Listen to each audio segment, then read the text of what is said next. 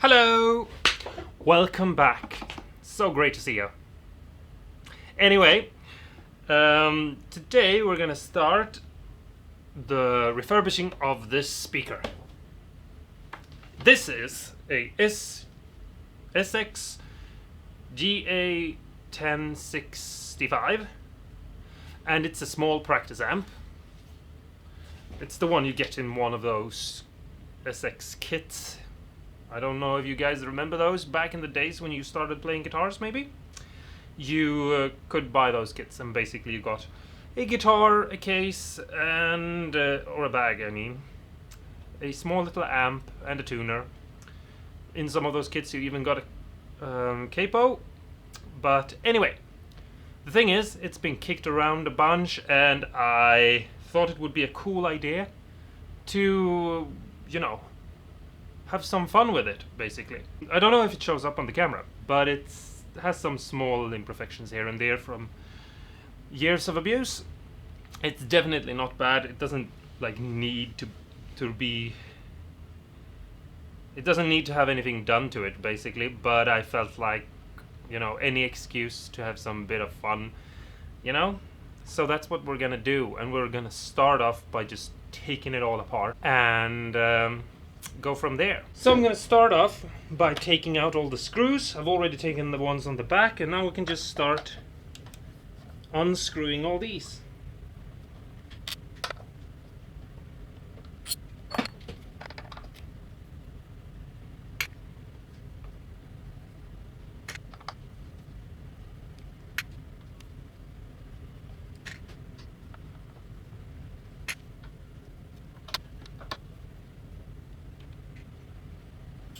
Look at how sloppy this corner is put together. It's like they didn't even try to make it fit.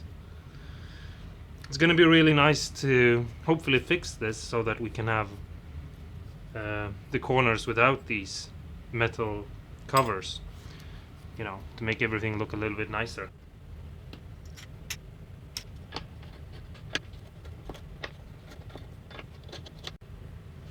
So now we can start taking out the inner parts. And obviously, if you guys are unsure about this, realize that this is not like building a guitar. An amp is actually kind of dangerous. This is probably not like the most dangerous amp out there, but be careful so you don't do something stupid. Obviously, don't do this plugged in, so remove that. And also, you know, like, be careful, basically is what I'm trying to say. If you're uncomfortable doing this, don't do it. Yeah.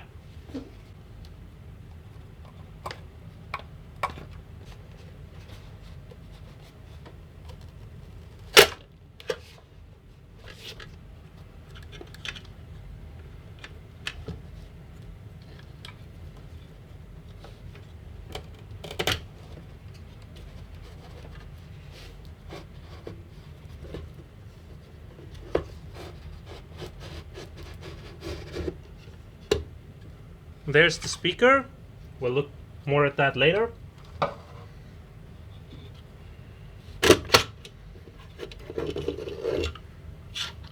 And there's the actual amplifier. We'll just have to unscrew the screw that you can see is on the inside there.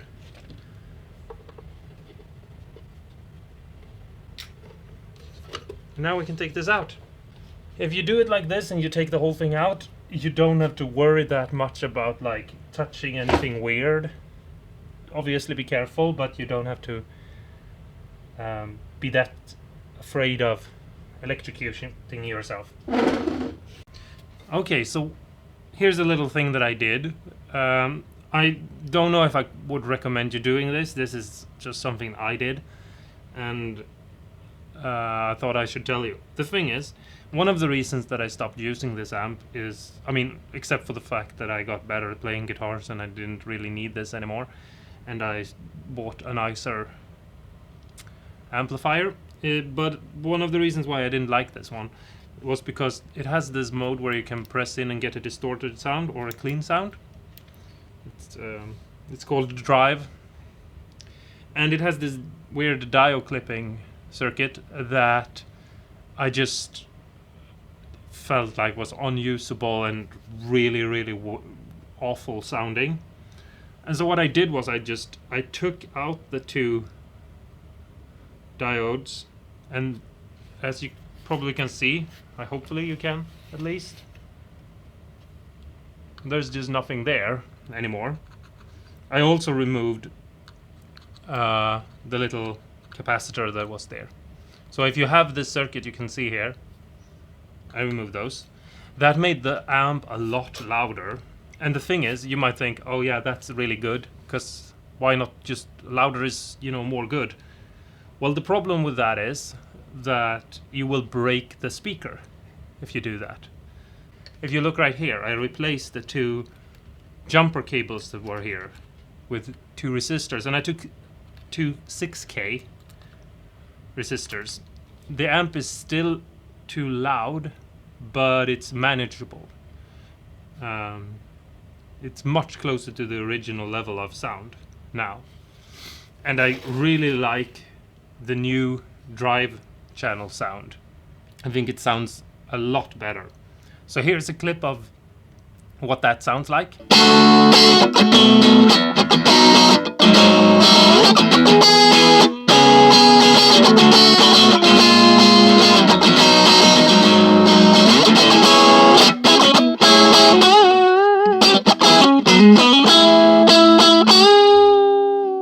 So if you like that sound, you could do something similar to this. Obviously you could change some other values if you want to, but that was just a simple, easy thing that I did. It's, a super tiny little mod.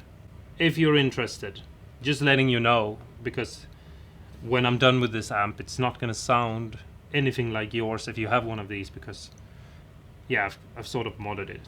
Just so you know, for reference, if you have this amp.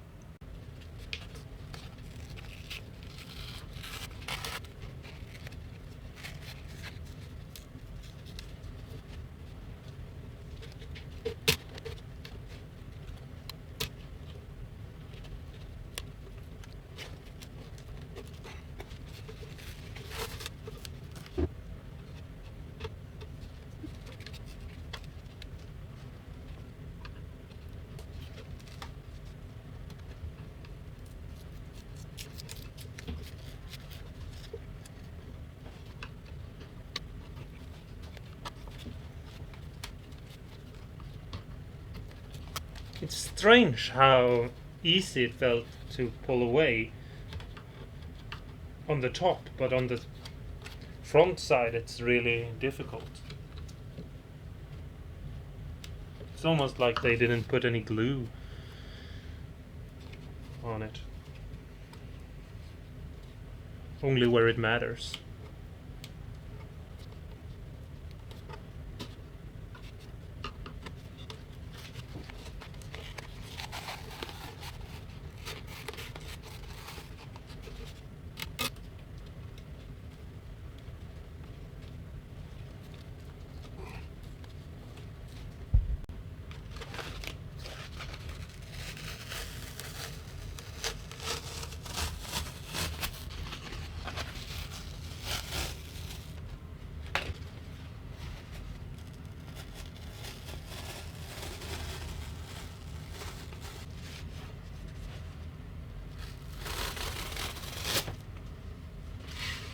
So now I can see here that they have just chopped off the corners. So instead of having the round over meet and be a round point, they've just chopped them off. And that's something they've done just to make it super easy to wrap this.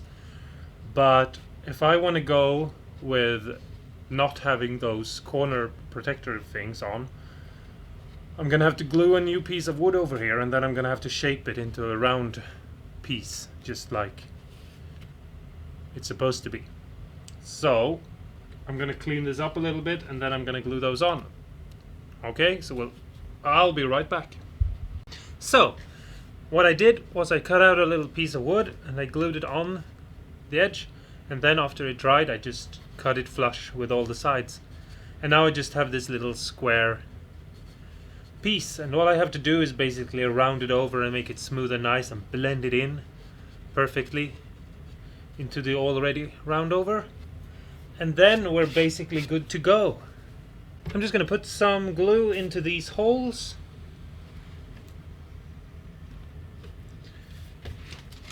And then stick a tiny little dowel into them and cut them off.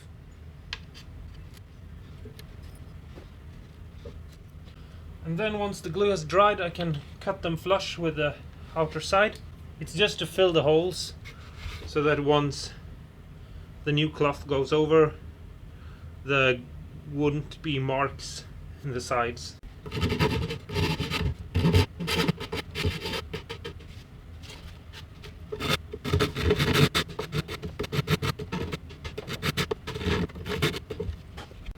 So now I've just shapen this a little bit.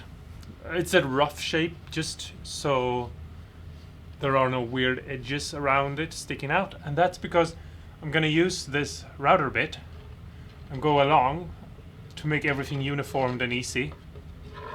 And the reason why I cut away around and shaped it a little bit was just so this whole thing that I've just glued on won't be thrown off when the router bites into it. So hopefully it won't grab. It shouldn't grab, but I'll get back to you and tell you if I totally failed in just a moment. But first a commercial break. No, I'm kidding.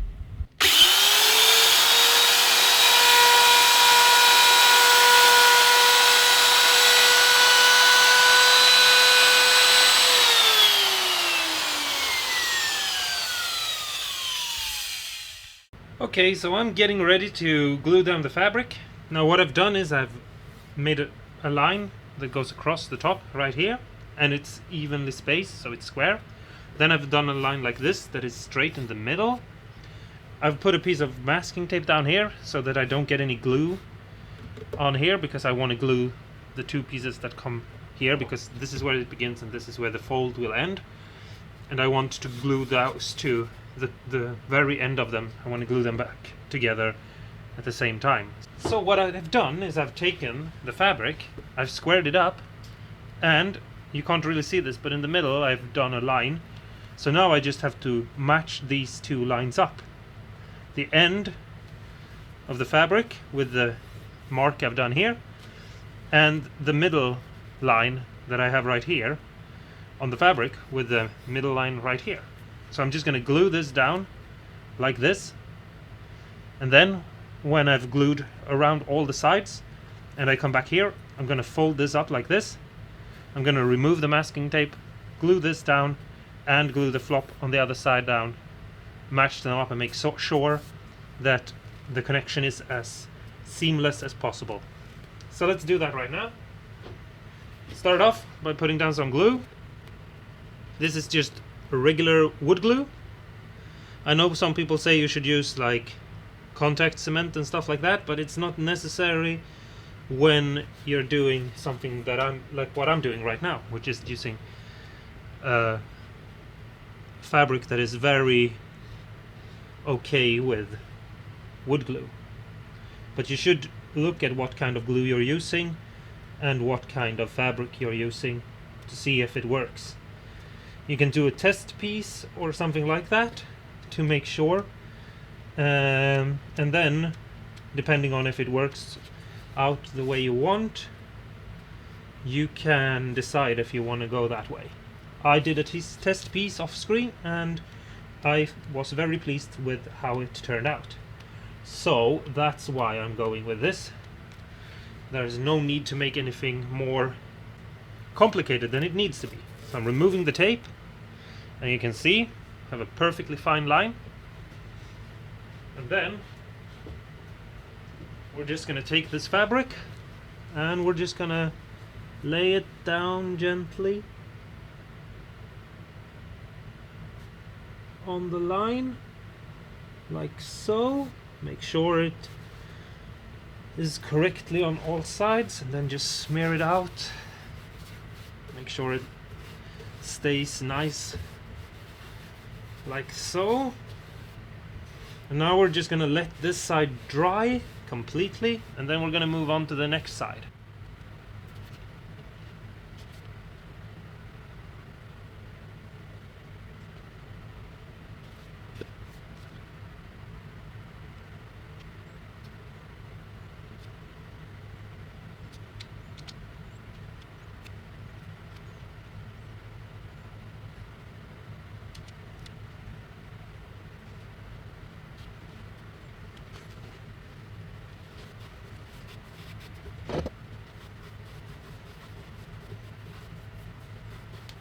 Okay, so now I'm back to the beginning, and all I'm going to do is spread out glue here, and then I'm going to remove this piece of tape and put it over and let it dry, and then we'll come back and we'll glue these last pieces of cloth down, both the first piece and the last, and we'll make it look awesome.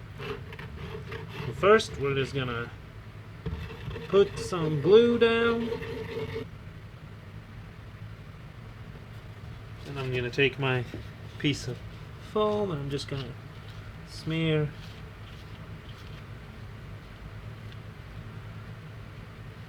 some glue around, make an even and nice surface. I'm just going to remove a tiny bit, something like that.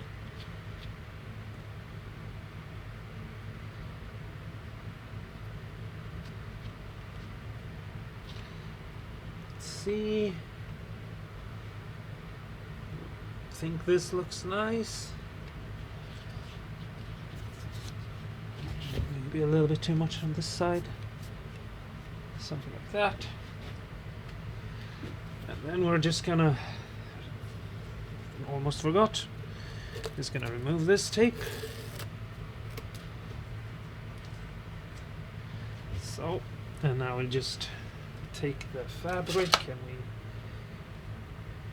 roll it out, something like that.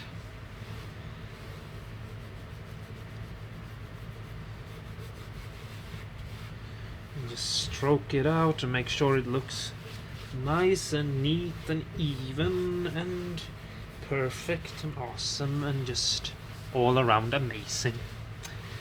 Yes, that's words, something like that.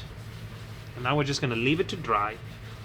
So now I'm just gonna take a ruler. I'm gonna use a metal ruler because it will make everything much easier. And I'm just gonna lay the fabric down and I'm gonna move this up and press it in, something like that. And then I'm just taking the razor blade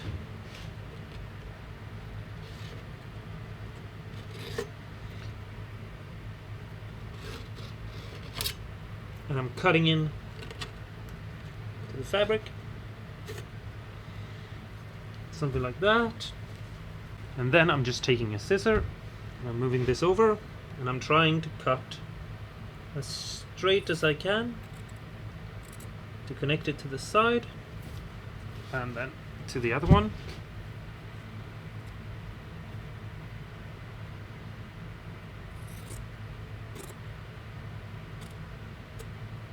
That. Now we can move this over to the side like that, and we can remove this tape. We will get a connection that looks almost like there's nothing there. So now we're just going to take some clamps and hold the fabric back, and this is just to make it easier, so I don't have to struggle with holding too many things at the same time. If you have more than 2 arms, which I unfortunately don't, then you can use those to hold these back.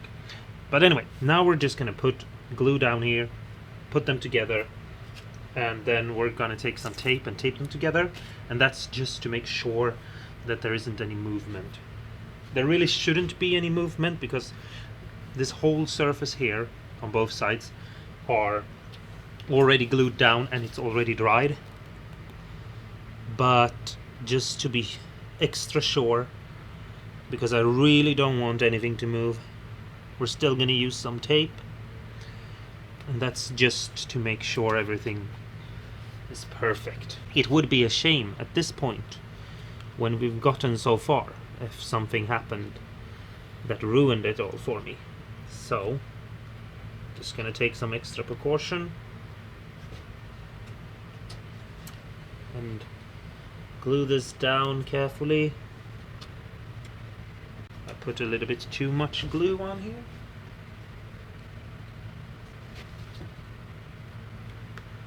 Something like that. And now we're just going to remove the clamps and put it down. Stroke it out so that it's nice and even. And then take the other side and push it down. It looks really nice. Take a piece of tape and put it over. Something like that. And hopefully now, I mean it shouldn't move, but yes, hopefully it doesn't. Okay, to start the corners, we're first gonna just pinch the fabric in the middle so we know where the corner is. And then we are gonna just take a scissor and cut that corner just like that. So now we have two flops. And then I have made this little tool, and it's just a lolly from a ice cream, and I've cut a 45-degree angle on it.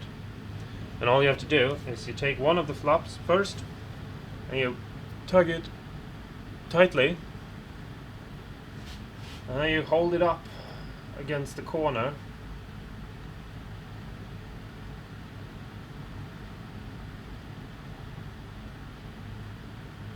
and feel it along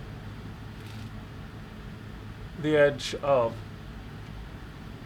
the side of the wall, and then with a piece of chalk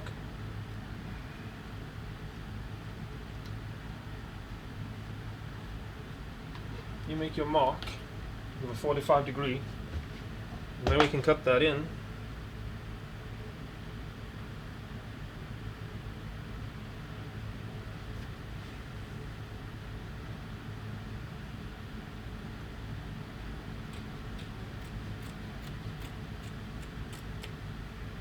So, and now comes the next part, and that is you hold this down, and you fold this over, and you tug them both down together. You take a metal ruler, and then you find the edge, and you hold it up against it.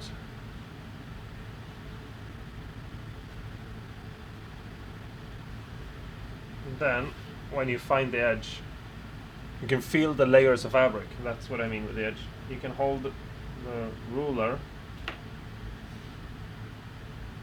in place with one finger, and you cut away the fabric.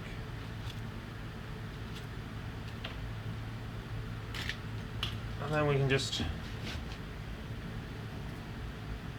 screw it up with the scissor.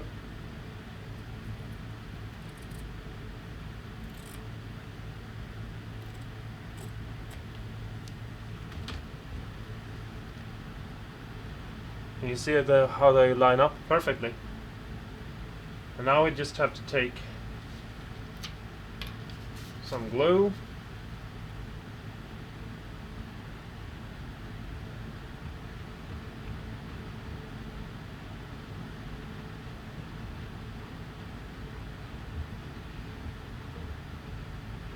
and we're first just gonna spread it around right here, get some on the wood and get some on the fabric, and just smear it around.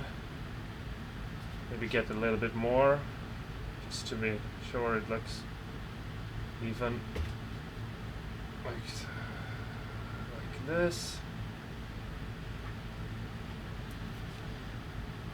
And then we're just gonna tug and pull them together to seal them up together.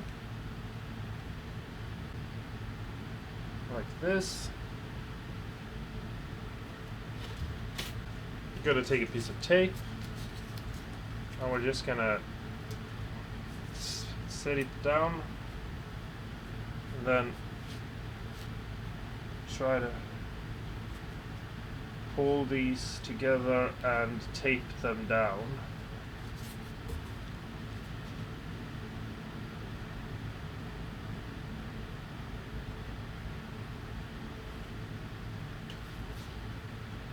And just need a little bit more glue right here.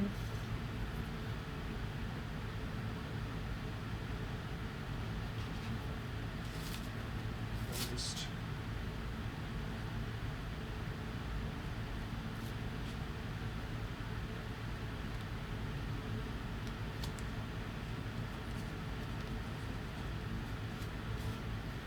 something like that, hold shut.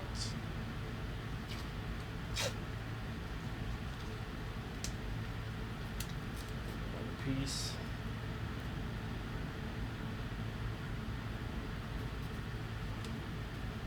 Something like that.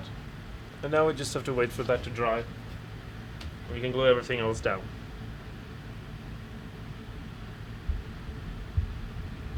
So, now it's done. The cloth has been put on all around and folded in and glued down. Now the next step will be to put some spray lacquer on. And I'm using a regular can of spray lacquer. It's a matte spray lacquer, and that's just to make the cloth a little bit hard and to make sure that it doesn't frail up or get, you know, more damaged over time than, you know, it usually will get without the spray. I'm not going to film that because it's just moving the can back and forth trying to make even coatings, and I'm going to do that a couple of times and then just let it dry for maybe a couple of days. I don't really know, at least one day before I do anything else. So yeah, so let's do that, or I'll do that, and the next time you see it, it will be spray lacquer. But anyway, thanks so much for watching. I hope you enjoyed this, and you'll stick around for the next video when we finish this off. Bye bye.